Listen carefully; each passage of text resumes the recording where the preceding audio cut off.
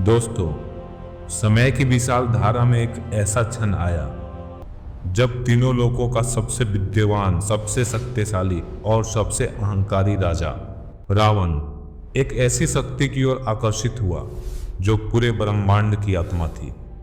वह शक्ति थी महादेव, भोलेनाथ, देवों के देव। रावण शिव जी का भक्त था, लेकिन उसका अहंकार उससे भी बड़ा था। वह चाहता था कि जिस भगवान को सबसे कठिन तपस्या से पाया जाता है, वह भगवान केवल उसका अपना बन जाए। दोस्तों, रावण जब तपस्या करता था तो सूर्य भी ठहर जाता था, हवा धीमी पड़ जाती थी और देवता चिंतित हो जाते थे। रावण भगवान शिव जी का बहुत बड़ा भक्त था। वह अपनी भक्ति साबित करने के लिए एक कठोर तप कर रहा था। उसके 10 सिर थे और वह चाहता था कि शिव जी उससे बहुत प्रसन्न हो जाए। इसलिए उसने एक अद्भुत और अत्यंत कठोर उपाय चुना। वह अपने ही सिरों की बलि शिव जी को अर्पित करने लगा। एक एक करके उसने अपने 9 सिर काटकर शिव जी को समर्पित कर दिया। जैसे जैसे वह सिर काटता गया, धरती खून से लाल हो गई। हवा मानो थम सी गई थी। आकाश तक कांपने लगा, क्योंकि यह बलिदान सामान्य नहीं था। यह अतुलनीय संकल्प और भक्ति का प्रतीक था। अब उसके पास आखिरी 10वां सिर ही बचा था। जैसे ही वह उसे भी अर्पित करने की तैयारी में था, उसी क्षण भगवान शिव प्रकट हो गए। क्योंकि वे रावण की भक्ति और त्याग से अत्यंत प्रसन्न हो चुके थे, भगवान शिव जी ने अपने हाथों से रावण का 10वां सिर पकड़ लिया और कहा, रावण, मैं तुझसे बहुत प्रसन्न हूं। मांगो, क्या चाहते हो तुम? रावण मुस्कुराया। उसने कहा, प्रभु, मैं चाहता हूं कि आप मेरे साथ मेरे राज्य लंका में निवास करें। भगवान शिव हंसे, एक ऐसी हंसी जिसमें करुणा भी थी और गूढ़ रहस्य भी था।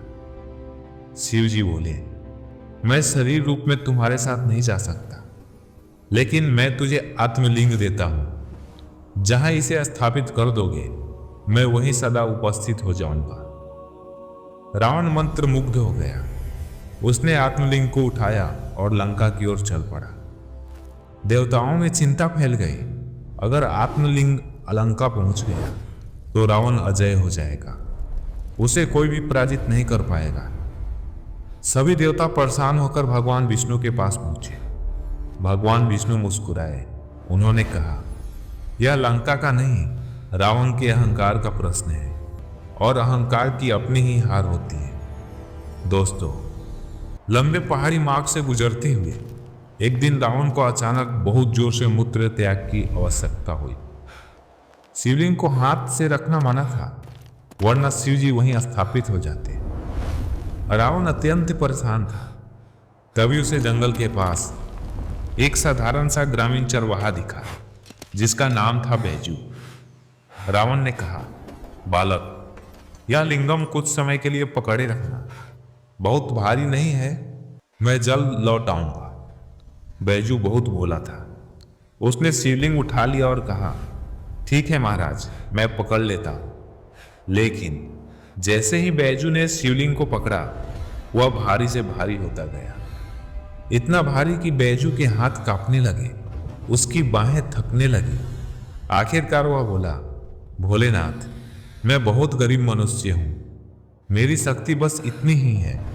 और बैजू ने शिवलिंग को अपने सामने ही चट्टान पर रख दिया।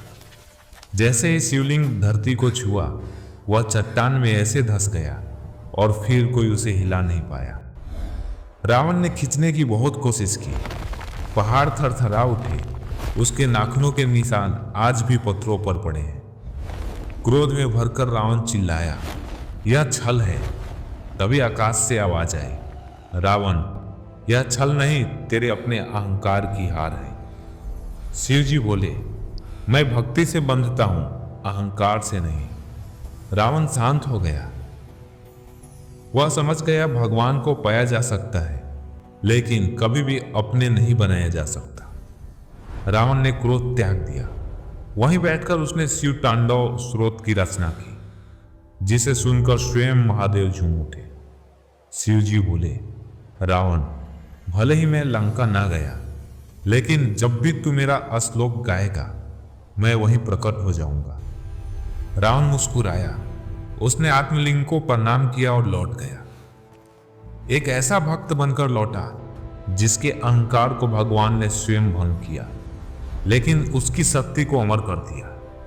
दोस्तों, भक्ति हमें ईश्वर तक पहुंचाती है, लेकिन अहंकार हमें उनसे दूर कर देता है। रावण बहुत शक्तिशाली था, लेकिन शिव जी ने उसे प्रेम से और उसके अपने अहंकार से हराया। उस दिन से वह स्थान बैजनाथ कहलाया। बैजू चरवाहे का नाम और नाथ मतलब कि महादेव, यानी बैजू के हाथों स्थापित भगवान शिव। आज भी बैजनाथ हिमाचल में कहा जाता है। यह शिवलिंग रावण द्वारा लाया गया था, पर शिव जी ने इसे यहाँ रुकवाया। यह कथा भक्तिभाव, सरलता और अहंकार त्याग का प्रतीक है। भक्ति हमें ईश्वर तक पहुंचाती है, लेकिन अहंकार हमें उनसे दूर कर देता है। रावण शक्तिशाली था, लेकिन शिव जी ने उसे प्रेम से और उसके अपने अहंकार से हराया। दोस्तों, महादेव, रावण और बैजू चरवाहे की यह कथा सिर्फ एक कहानी नहीं, यह जीवन का सबसे बड़ा संदेश है कि भक्ति में ही शक्ति है, सरलता में सामर्थ्य है और अहंकार में विनाश। रावण जैसा विद्वान भी अहंकार के कारण हार गया, लेकिन बैजू जैसा साधारण चरवाहा अपने सच्चे मन के कारण भगवान के निवास का कारण बन गया।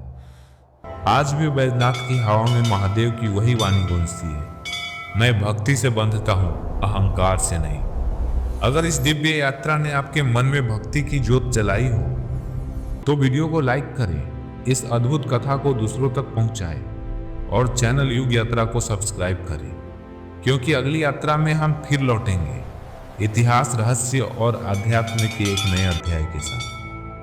तब तक के लिए महादेव आपके जीवन में प्रकाश बनाए रखे। जय भोलेनाथ।